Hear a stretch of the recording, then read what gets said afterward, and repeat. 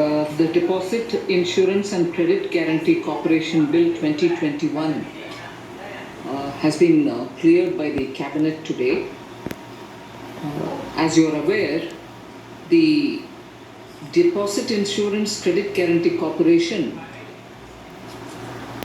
insures all bank deposits, such as savings or fixed or current deposit or recurring deposits. All of them are insured.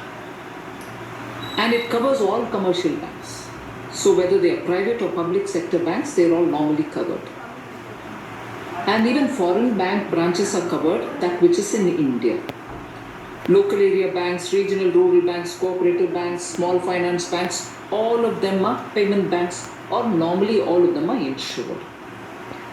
Now, each depositor's deposit in a bank are insured up to maximum of 5 lakh in each bank for both principal and interest. So I just want to give you the background of what it means. Now, what is the international coverage and what is Indian coverage? Just for a picture. Now, in India, with the increase of insurance amount from 1 lakh rupee to 5 lakh rupees is going to cover 98.3% of all deposit accounts. Because of this 5 lakh increase, 98.3% of all deposit accounts will get covered. And in terms of deposit value, 50.9% deposits value will be covered. Now, if this is what we have in India now after this cabinet clearance, just compare what prevails outside globally. Deposit insurance coverage is only 80% of all deposit accounts globally. And it covers only to 20 to 30% deposit value. So what we have done today in India because of cabinet approval means that 98.3% as opposed to 80% globally. In India it's 98.3%.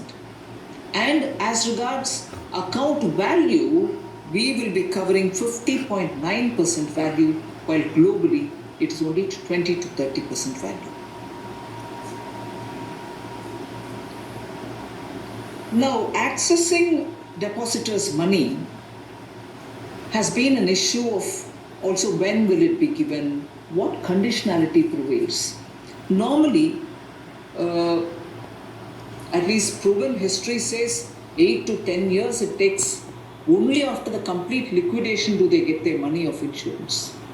But now what we are saying is, even if there is a moratorium on a bank, which means everything is frozen, depositors are not able to take their money out of their accounts, even at that time, this measure will set in. Anurag ji referred to it by saying 90 days ke andar. What it actually means is first 45 days will go for the bank which is now in distress to collect all the accounts where the claims will have to be made, and then it will be given to this insurance company, which in real time will check it all up, and nearer the 90th day you will get the money, or in and around the 90th day you will get the money. At least by 90th day, 90th, 91st, 95th, whatever.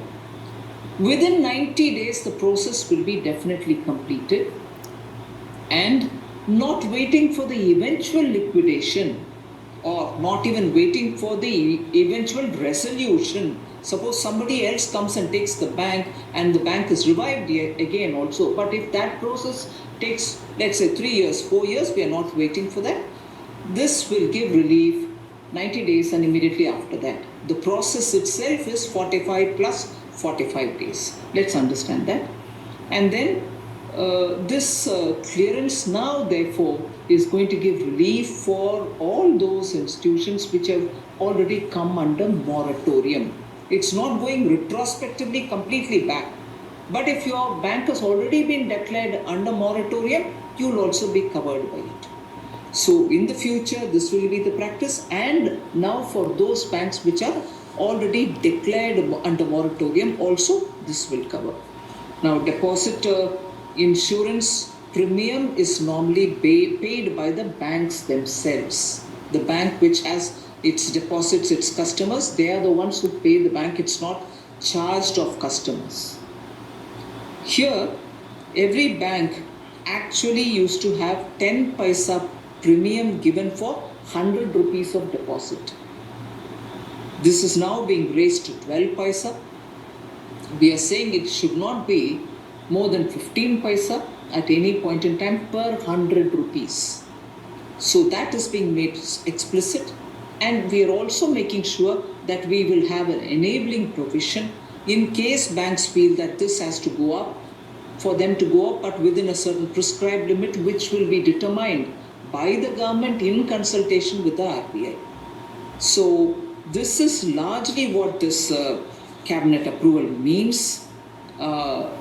These are the major substantive amendments that we're talking about. Minor definitional changes are also coming through here, but largely this will be the biggest relief we can offer to those small depositors, and going by the figures that we have, will be nearly covering 98.3% of all deposit holders.